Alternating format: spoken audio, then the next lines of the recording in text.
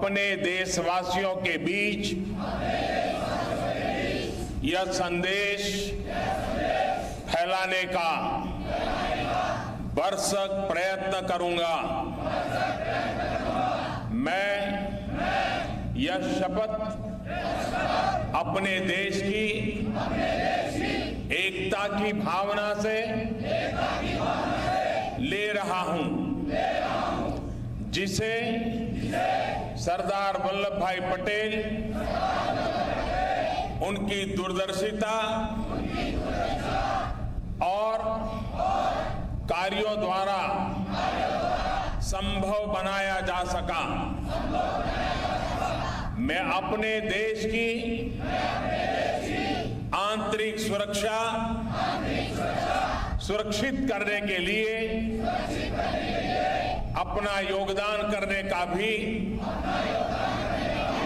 सत्यनिष्ठा से संकल्प करता हूं।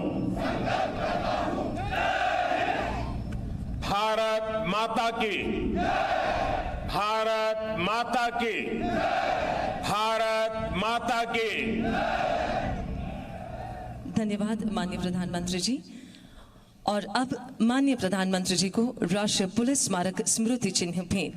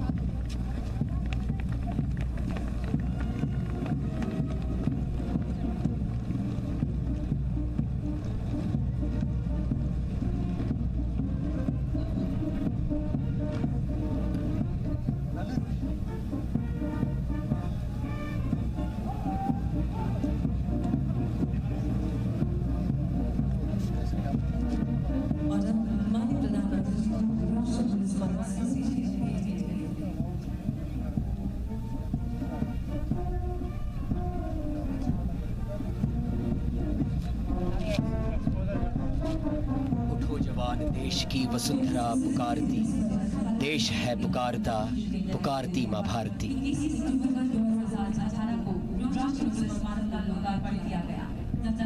जिन पुलिसकर्मियों ने देश की शांति एवं अखंडता बनाए रखने के लिए आतंकवाद, उग्रवाद, नक्सलवाद, अपराध की रोकथाम और कानून व्यवस्था के रखरखाव में अपने प्राणों का बलिदान दिया, यह राष्ट्रीय पुलिस स्मारक शहीद पुलिस कार्मिकों के सम्मान में राष्ट्र को समर्पित किया गया।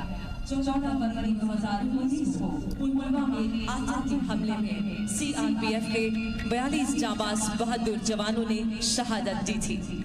पुलवामा के इन शहीद परिवारों में से एक श्रीमती शाजिया कौसर, पत्नी शहीद हवलदार नसीर अहमद, 76 बटालियन CRPF, देश के समस्त पुलिस परिवार की ओर से धन्यवाद स्वरूप माननीय प्रधानमंत्री को राष्ट्रीय पुलिस स्मारक का स्मृति चिन्ह भेंट करेंगी।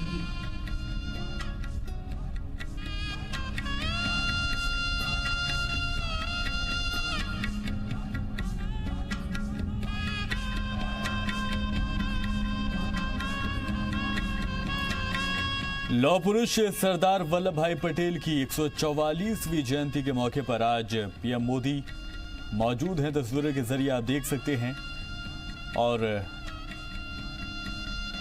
तस्वीरों के जरिए आप देख सकते हैं कि जो प्रोग्राम हैं वो चल रहे हैं। इससे पहले पीएम मोदी ने अभी इस राष्ट्रीय एकता दिवस हदफ भी लिया, साथ ही साथ सरदार वल्लभ भाई पटेल को अब से कुछ देर पहले पीएम मोदी ने भी खराज अकीदत पेश किया था। कुछ सकाफती प्रोग्राम भी यहाँ पर दिखाए गए। तस्वीरें आप लगातार अपनी टीवी स्क्रीन के जरिए देख सकते हैं। 144वीं जयंती आज मुल्क मना रहा है और एक दौर था जब जो हमारा हिंदुस्तान था वो 565 रियासतों में बंटा हुआ था और ऐसे में जो सबसे खास भूमिका निभाई थी वो थी सरदार वल्लभ भाई पटेल ने। 565 रियासतों में बटे हिंदुस्तान को एक सूत्र में, एक धागे में बांधने की कोशिश की थी सरदार वल्लभ भाई पटेल ने। और यही वजह है कि उन्हें इसीलिए याद किया जाता है कि उन्होंने बिखरते हुए, आज़ादी के बाद बिखरते हुए हिंदुस्तान को पिरोने की कोशिश की थी एक धागे में। और यही वजह है कि रन फॉर यूनिटी का इनेकाद आज मुल्क भर में किया जा रहा है। हजारों लोग सड़कों पर हैं, दौड़ रहे हैं एकता के लिए। एक भारत विशेष भारत का नारा देते हुए आम लोग बढ़ चढ़ कर इस रन फॉर यूनिटी में हिस्सा ले रहे हैं। कुछ तस्वीरें भी हमने आपको दिखाई थी जब वजीर दाखिला अमित शाह ने हरी झंडी दिखाकर रन फॉर यूनिटी की मैराथन को रवाना किया था। साथ ही साथ कुछ खास प्रोग्राम का इनेकाद भी आज किया जा रहा है।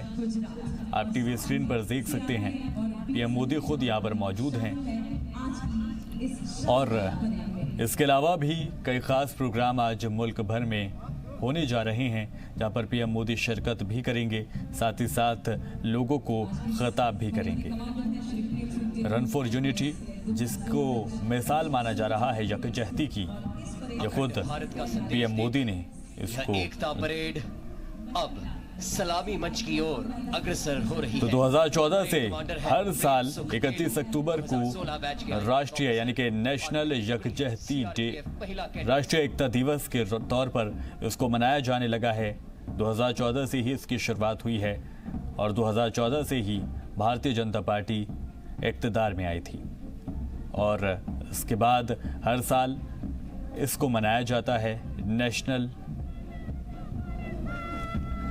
डे के तौर पर, राष्ट्रीय एकता दिवस के तौर पर इसको मनाया जाता है, जिसमें हर तबके के लोग, हर उम्र के लोग हिस्सा लेते हैं और एक जो दौड़ होती है, एकता दौड़ जिसको कहा गया है, रन फॉर यूनिटी जिसको कहा गया है, उसमें सभी लोग भाग लेते हैं।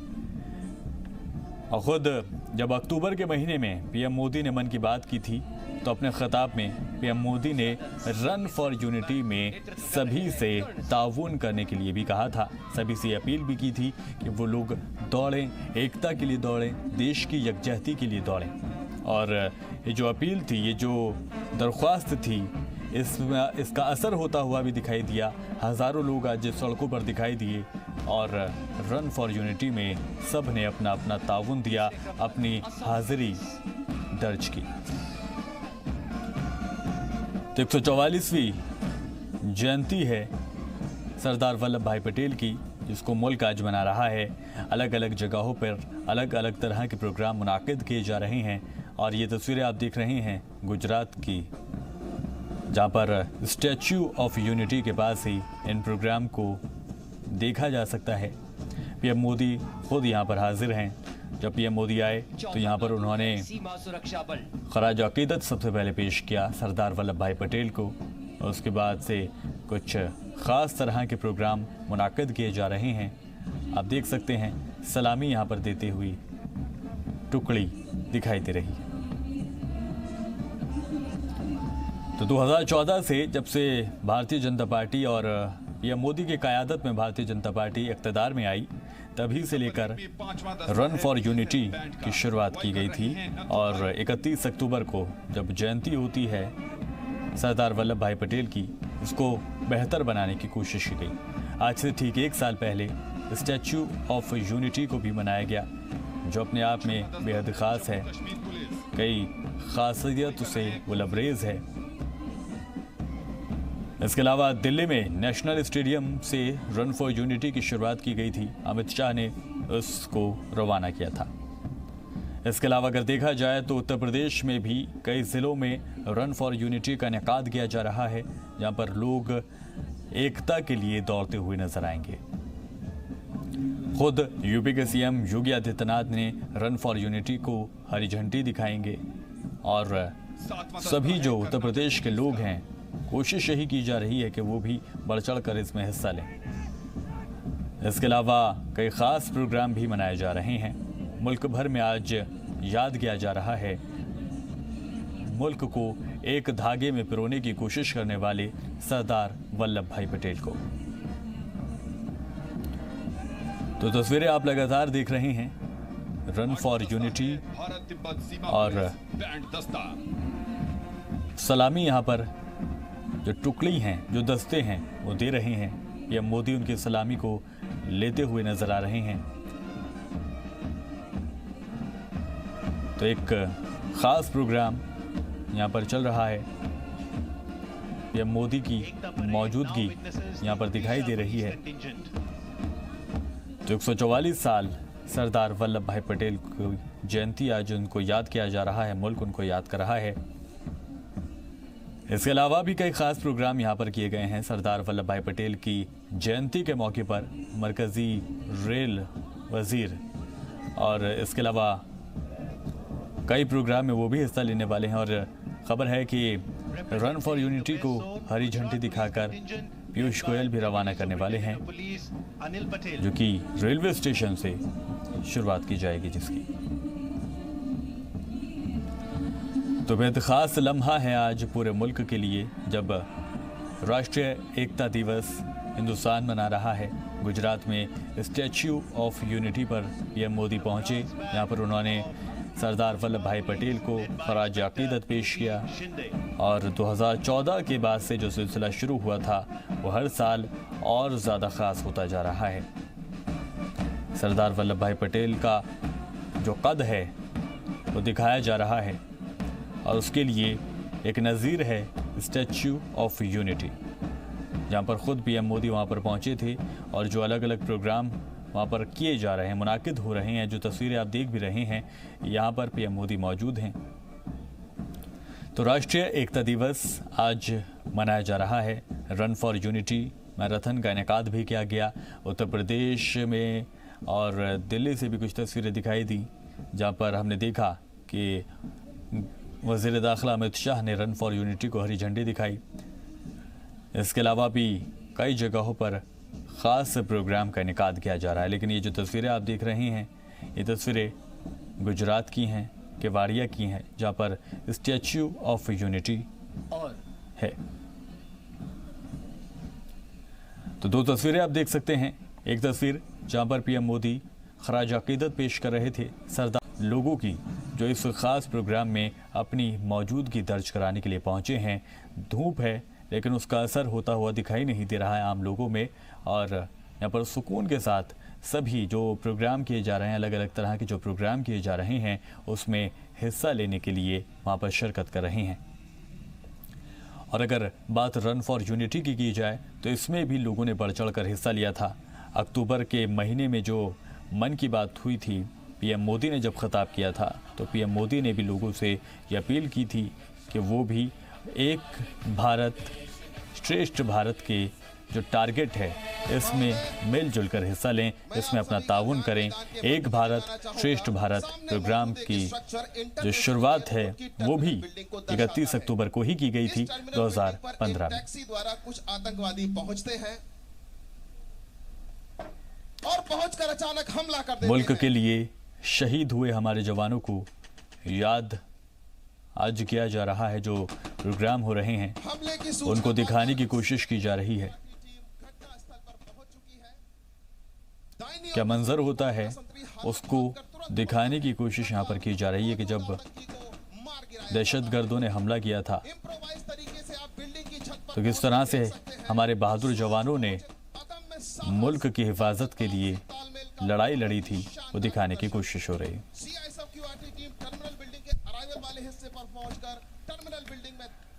चलिए कश्मीर से तर आपको जम्मू कश्मीर लिए चलते हैं। जम्मू कश्मीर की खबरें आपको बताएं तो आज़ाद हिंदुस्तान की तारीख में आज का दिन बेहद अहम है। मुल्क की जन्नत कहे जाने वाले जम्मू कश्मीर और लद्दाख आज से मरकज़ के ज़ेर इंतज़ाम रियासत बन गई हैं। हुकूमत हिंद के ये जरिए 5 अगस्त को आर्टिकल 370 की ताकत को फेल करने के बाद आज से जम्मू कश्मीर और लद्दाख 2 अलग अलग रियासतें बन गई हैं। इसी के साथ रियासत में ऐवान के बने कई कानून नाफिज होने लगेंगे। तो आज ऑफिशियली जो जम्मू कश्मीर था और जो लद्दाख था, अब वो एक रियासत नहीं रही बल्कि अब वो यूनियन टेरिटरी के तौर पर मानी जाएगी। कश्मीर दौरे पर आए यूरोपियन यूनियन के एमपीज के डेलीगेशन ने दहशतगर्दी के खिलाफ हिंदुस्तान के रुख की हिमायत की है। साथ ही ईयू के डेलीगेशन ने आर्टिकल 370 को हिंदुस्तान का अंदरूनी मामला भी बताया। ईयू ने हिंदुस्तान को एक अमन पसंद मुल्क करार दिया। एक रिपोर्ट आपको दिखाते हैं।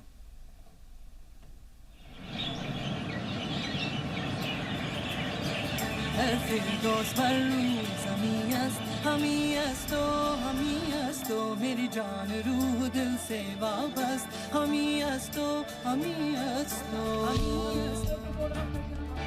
कश्मीर के दौरे पर पहुंचे यूरोपीय यूनियन के एमपीज ने कश्मीर में हिंदुस्तान के रुख की हिमायत की है। 2 रोजा दौरे पर पहुंचे ईयू के एमपीज ने श्रीनगर में एक प्रेस कॉन्फ्रेंस के दौरान दौरे के दौरान उठ रहे सवालात का भी जवाब दिया। एमपीज का कहना था कि जम्मू कश्मीर में दहशतगर्दी एक बड़ी परेशानी है और दहशतगर्दी के साथ जंग में ईयू हिंदुस्तान के साथ है। We are also concerned because this terrorism in Kashmir, and we learned that with very good presentation from the army and from the police and from the civil authorities, is unfortunately coming from abroad. Majority of terrorists who have been killed, who have been put to prison, came from Pakistan. So it's an international problem. EU के MPs ने दौरे के दौरान हालात का जायजा लेने के बाद पाकिस्तान की पोल खोलकर रख दी। उन्होंने कहा कि कश्मीरी दहशतगर्दों को पाकिस्तान की जानिब से फंड किया जाता है।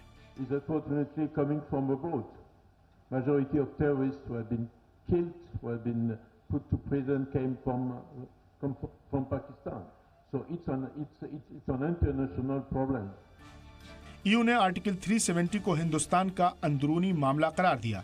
ईयू के एमपीज का कहना था कि आर्टिकल 370 के प्रोविजन को खत्म किए जाने को लेकर वो हिंदुस्तान के साथ हैं। When we see what happened, all the protests going on, first of all, they are not so important.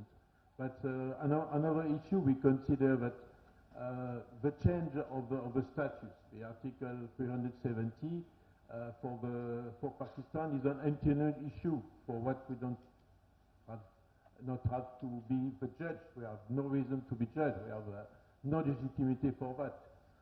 And I think that the protests that are organized in all the countries should be directed to protest against terrorism. Hindustan को अमन पसंद मुल्क करार देते हुए EU ने जिस तरह दुनिया के सामने कश्मीर की तस्वीर रखी है, उससे कश्मीर पर प्रोपेगेंडा फैलाने वालों की बोलती बंद होनी तय है। ब्यूरो रिपोर्ट, जी मीडिया। यूरोपियन यूनियन का डेलीगेशन आया था और उस दौरे में उन्होंने देखा कि जम्मू कश्मीर वाकई में जन्नत है। हालांकि दहशतगर्दों ने यहां पर डर का माहौल बनाने की कोशिश जारी रखी। 5 मजदूरों को मार दिया गया जो इनका पश्चिम बंगाल के मुर्शिदाबाद से जिनका ताल्लुक था, उनको मार दिया गया। मजदूर जो कि कंस्ट्रक्शन के काम के लिए वहां पर आए हुए थे। ईयू के दौरे को लेकर अपोजिशन समेत कई पार्टियों के लीडरान ने एतराज पर ईयू ने भी अब उस पर जवाब दिया है। ईयू के अरकान ने श्रीनगर में प्रेस कॉन्फ्रेंस के दौरान कहा कि वो यहां सियासत करने नहीं आए हैं। प्रेस कॉन्फ्रेंस के दौरान ईयू के एमपीज ने उनके दौरे को लेकर की गई गलत रिपोर्टिंग की भी तनकीद की। उन्होंने कहा कि हमारे दौरे को लेकर गलत अफवाहें फैलाई गईं।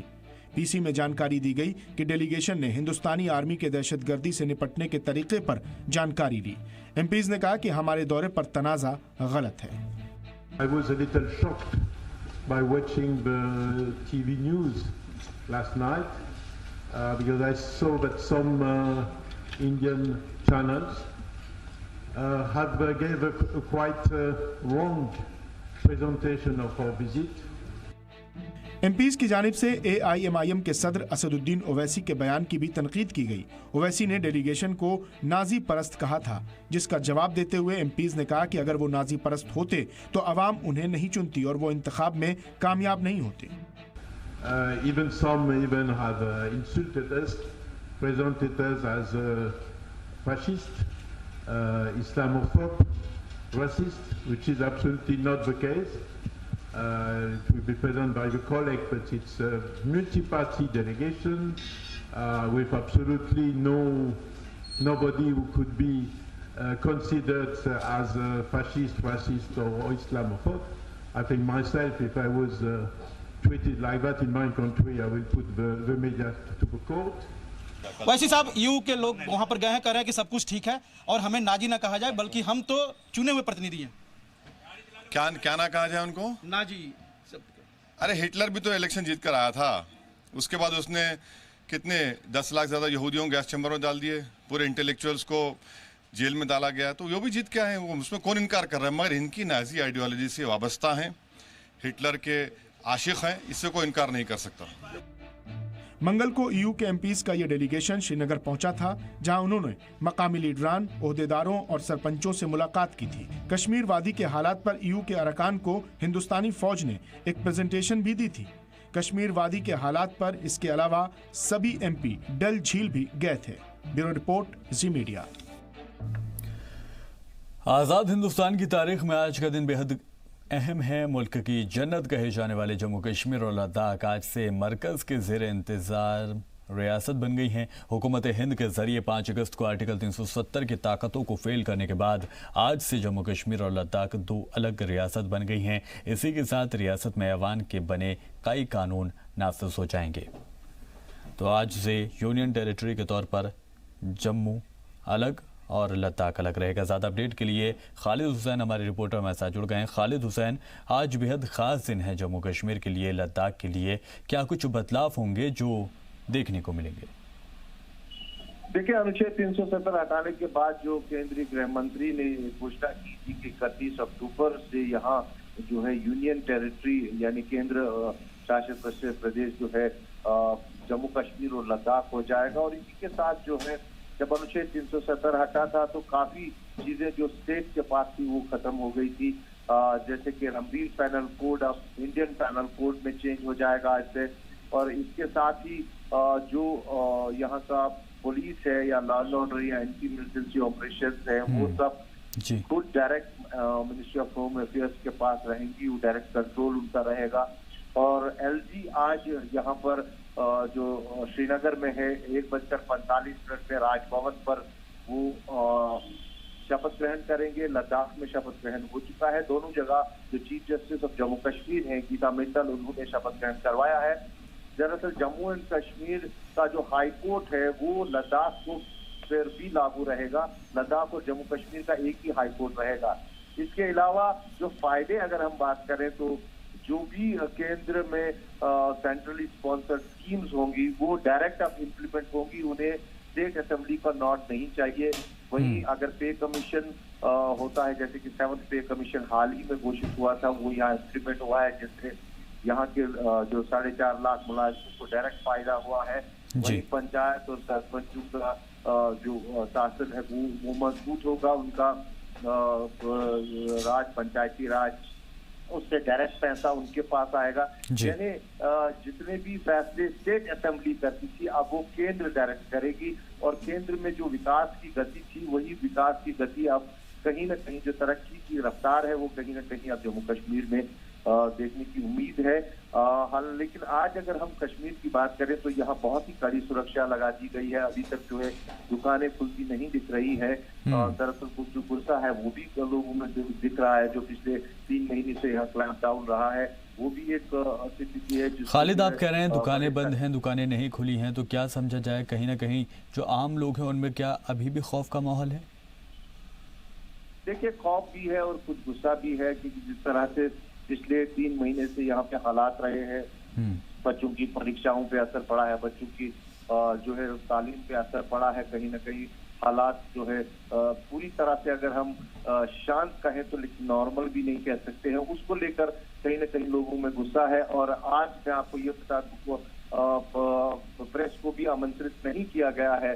जो यहाँ लेफ्टिनेंट गवर्नर की जो शपथ ग्रहण समारोह है उसमें किसी भी मीडिया कर्मी को अभी तक जो है इनवाइट नहीं किया गया है। लेकिन कहीं ना कहीं ये सब होने से जो डायरेक्ट सेंटर का अब यहाँ रोल रहेगा, क्योंकि हमने देखा कई जगह विकास की रफ्तार जो है, तरक्की की रफ्तार देश में बढ़ी है और वही रफ्तार अब यहाँ भी बढ़ेगी। दरअसल सेंसस से जो फैसला होता था वो अनुच्छेद 370 होने के कारण यहाँ पर पहले असेंबली का नोट लेना पड़ता था, कहीं देरी हो जाती थी, तो वो अब जो हर्डल था वो खत्म हुआ है, वो डायरेक्ट यहाँ पे इम्प्लीमेंट होगा।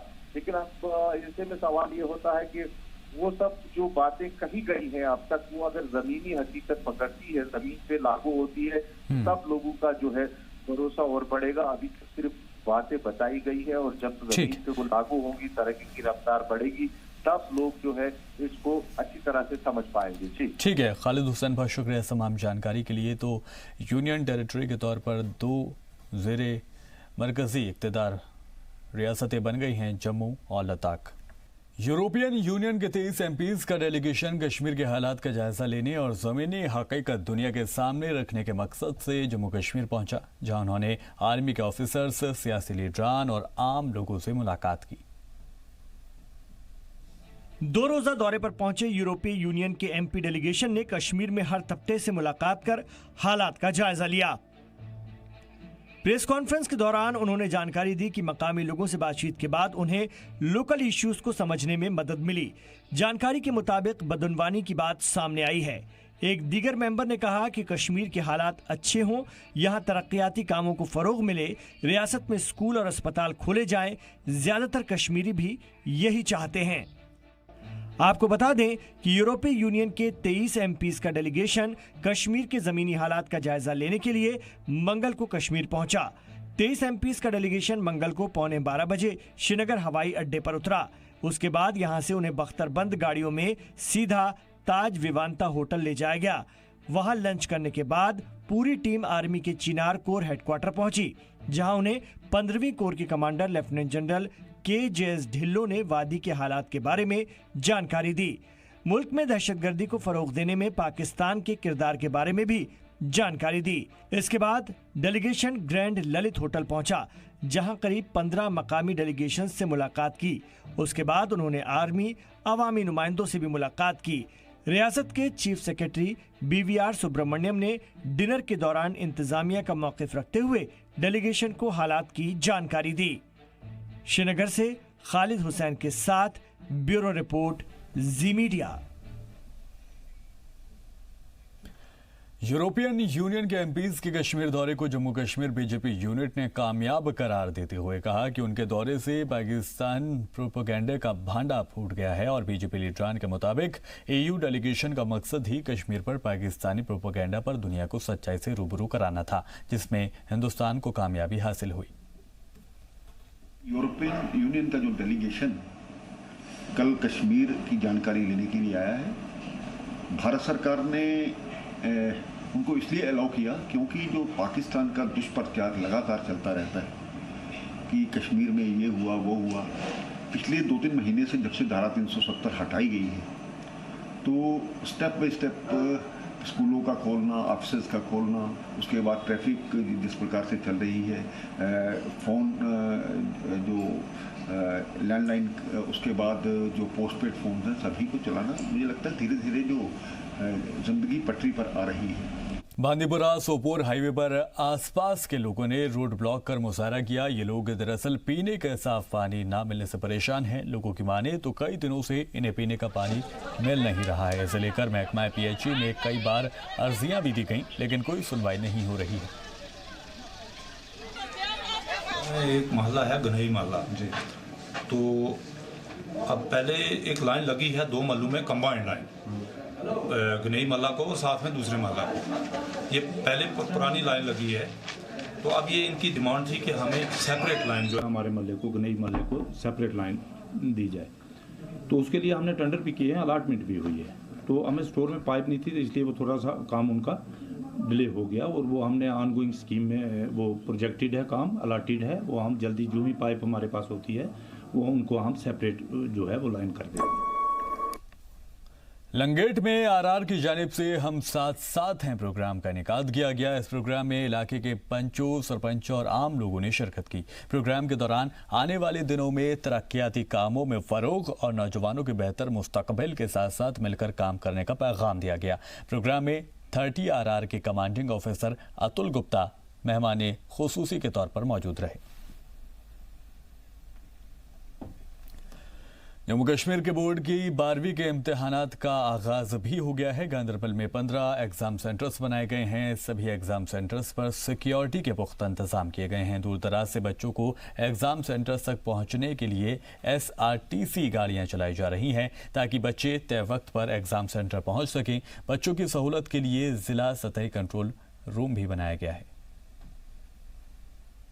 दो बातें कहूंगा कि इस वक्त जो कश्मीर में सिचुएशन है, जो 5 अगस्त के बाद से वैली में सिचुएशन बनी हुई है इस वक्त, तो घर वाले परेशान है कि बच्चे इस वक्त सेंटर तक पहुंचेंगे कि नहीं, सेंटर्स के आसपास कैसी सिचुएशन रहेगी, वो परेशान है इस वक्त, क्योंकि इस वक्त सिचुएशन उस टाइप की नहीं है और सिलेबस भी कंप्लीट नहीं हुआ। 11th 12th का वास्ट सिलेबस है एजुकेशन में, बहुत ही ज़्यादा सिलेबस है, तो इन महीनों में कहाँ से सिलेबस कंप्लीट होता। जी देखिए, हर एक के पास तो प्राइवेट ये नहीं है, प्राइवेट ट्रांसपोर्ट तो हर किसी के पास नहीं है, लोकल ट्रांसपोर्ट तो सिर्फ बंद पड़ा है और कोई उठाता भी नहीं है। अब लेट होता है किसी को, आधे को चलना पड़ता है, वो जो थक के यहाँ आएंगे फिर वो एग्जाम पे लिखेंगे क्या।